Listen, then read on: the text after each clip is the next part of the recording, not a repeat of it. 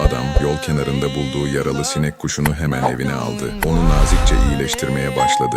Su verdi, bakımını üstlendi ve ona hayatta kalması için gereken her şeyi sağladı. Günler geçtikçe sinek kuşu güç kazandı. Yeniden çiçeklerin özünü alarak beslenmeye başladı. Tamamen iyileştiğinde doğaya geri döndü. Ama bu sadece bir başlangıçtı.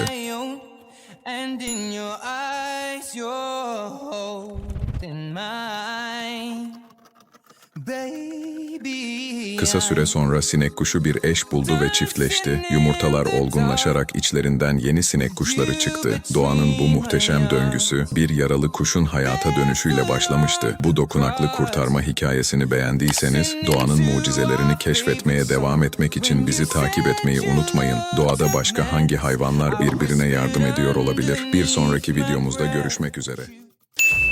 Köpek I don't ever slow up, no I don't take shit. I got no love for the fakeness. If you wanna play tough and wanna hate this, I'll always show up.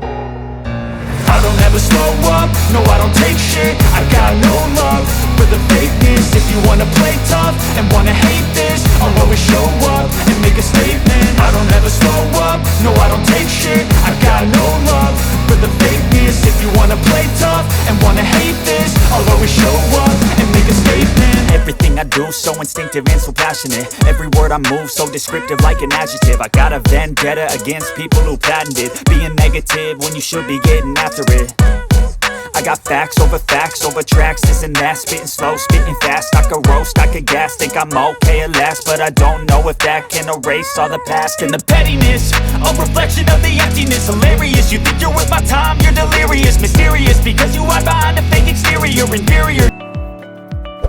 Bir kadın ormanda kaybolmuş çaresiz bir yavru geyik buldu. O an hiç düşünmeden harekete geçti ve yavruyu kurtarıp evine götürdü. Peki bu küçük yavrunun hayatı nasıl değişti? Kadın yavru geyiğin tüm bakımını üstlendi. Ona sıcak bir yuva sundu, temizliğini yaptı ve gereken tedaviyi sağladı. Küçük geyik yavaş yavaş büyümeye başladı ve büyüdükçe daha da sevimli hale geldi. Artık evin bir parçası olmuştu. Ev halkıyla oyunlar oynuyor. Hatta evdeki diğer hayvanlarla keyifli zamanlar geçiriyordu. Bu minik yavrunun yaşamına yeni bir sayfa açıldı ve o artık sadece bir misafir değil, aileden biri oldu. Bir ormanda bulunan kaybolmuş yavru geyiğin bu sıcak evde bulduğu yeni hayatı izlemek sizi de duygulandıracak. Peki siz böyle bir durumda ne yapardınız? Bu güzel hikayenin devamını görmek ve diğer ilham verici kurtuluş hikayelerini kaçırmamak için takipte kalın.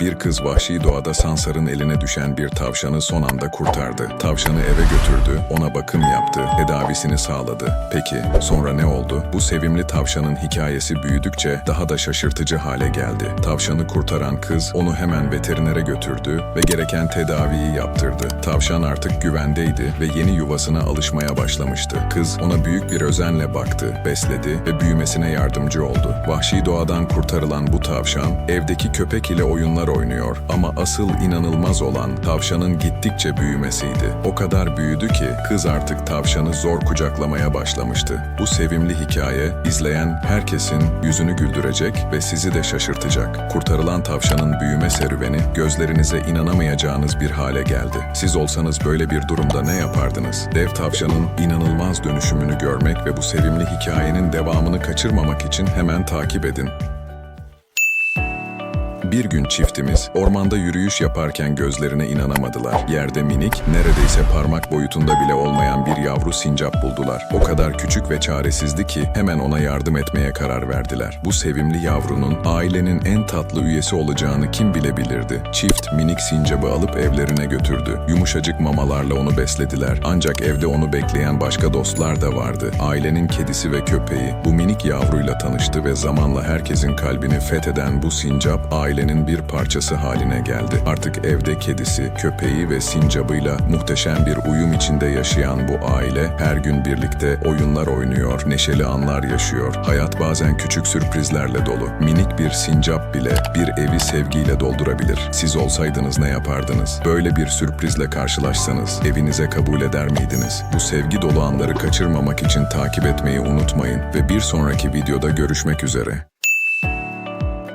Bir Bir sabah adam ve köpeği rutin gezilerine çıkmışlardı. Ancak o gün sıradan bir gün olmayacaktı. Köpek yol kenarında titreyen bir yavru şahin buldu. Köpek ona yaklaşınca küçük kuş daha da korkmuştu. Ama köpek sadece meraklıydı. Adam bu çaresiz yavruyu hemen eline aldı ve onu güvenli bir yere, evine götürdü. Bu beklenmedik misafir ailelerinin bir parçası olmaya hazır mıydı? Ona bir yuva sunmaya karar verdi. Kuş o kadar küçüktü ki bakımına özen gösterdiler. Onun için yiyecek hazırladılar. Zamanla yavru büyümeye başladı. Güçlü bir şahin haline geliyordu. Ailenin yeni üyesi olan bu güzel kuş her geçen gün daha da güzelleşiyordu. Artık vahşi içgüdüleri uyandı ve onu eğitmek için harekete geçtiler. Şahinlere özgü tekniklerle onu ehlileştirmeye çalıştılar ve sonuçlar inanılmazdı. Yabani bir şahinin bu kadar sevecen bir ev hayvanına dönüşebileceğini kim düşünebilirdi? Sizce bu şahin özgürlüğüne geri dönecek mi? Cevabı öğrenmek için bir sonraki videoyu kaçırmayın. Adam orman yolunda arabasıyla ilerlerken bir anda gözlerine inanamadı. Yol kenarında yavru bir geyiği piton yılanı sarmış, neredeyse onu öldürecekti. Adam cesurca piton yılanını yavru geyikten uzaklaştırdı ve onu kurtardı. Yaralı ve bitkin olan yavruyu evine götürdü. Ona sütle baktı. İyileşmesi için elinden geleni yaptı. Günler geçtikçe geyik güçlenmeye başladı. Büyüdü ve güzelleşti. Evdeki diğer hayvanlarla oyunlar oynuyor, koşuyor ve keyifle vakit geçiriyordu. Ancak zamanla minik geyik doğaya geri dönmek zorundaydı. Ailesinin yanına dönme vakti gelmişti. Onun bu gidişi hem çok duygusal hem de unutulmaz bir andı. Siz olsanız böyle bir durumda ne yapardınız? Bu cesur adamın hikayesinin devamını görmek için takipte kalın.